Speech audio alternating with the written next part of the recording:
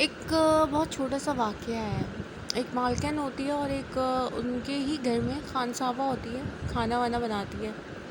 وہ جو مالکن ہوتی ہے نا، وہ روز اپنے میاں سے لڑتی جھگڑتی ہے، اور جو خانسامہ ہوتی ہے وہ انہی کے گھر کے ایک سرونٹ کوارٹر میں رہتی ہے، خوش و خرم اپنے شوہر کے ساتھ وہ زندگی گزار رہی ہوتی ہے۔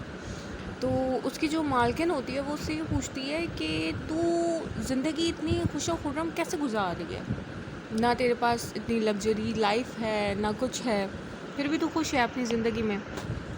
وہ کہتی ہے، بی بی جی، ہم رات میں اگر روٹی اور چٹنی کھاتے ہیں نا، ہم اس میں بھی رب کا شکر ادا کرتے ہیں۔ بس جو بھی نعمت وہ مجھے بھلے تھوڑی دیتا ہے یا زیادہ دیتا ہے، میں نا اس پروردگار کا شکر ادا کرتی ہوں، اور جب میں یہ شکر ادا کرتی ہوں نا تو میرے دل کو بڑا سکون ملتا ہے۔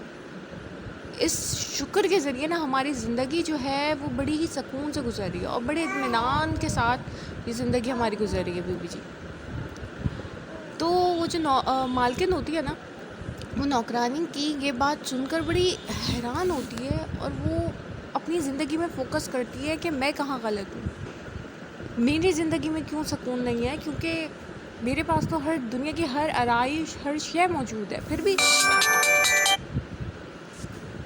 میں بے سکونی کی زندگی گزار رہی ہوں۔ بس اس کو یہ بات جو ہے، اپنی نوکرانی کی بات میں اپنی زندگی کا سکون جو ہے وہ نظر آ گیا کہ اس نے ہر حال میں اپنے پروردگار کا شکر ادا کرنا ہے۔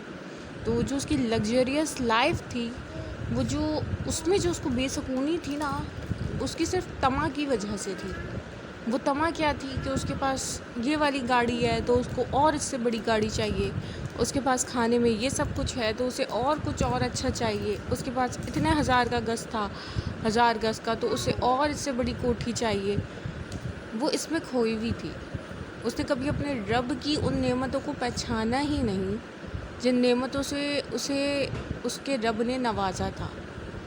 وہ اس کو خوشی اور جو اس کی اسٹریسنس تھی، جو وہ اسٹریس میں چلی جایا کرتی تھی، چیخو پکار اور طبیعت کا خراب ہونا، اس کو اندازہ ہو گیا کہ جب تک میں اپنے رب کی دی ہوئی نعمتوں کو شکر ادا نہیں کروں گی، تب تک میری زندگی میں سکون نہیں آئے گا۔ اسی لیے پروردگار عالم کہتا ہے کہ میری دی ہوئی نعمتوں کو پہچانو کہ میں نے تمہیں کن کن نعمتوں سے نوازا ہے۔ سب سے بڑی نعمت اس کی یہ ہے کہ اس نے ہمیں صحیح سالم بنایا ہے۔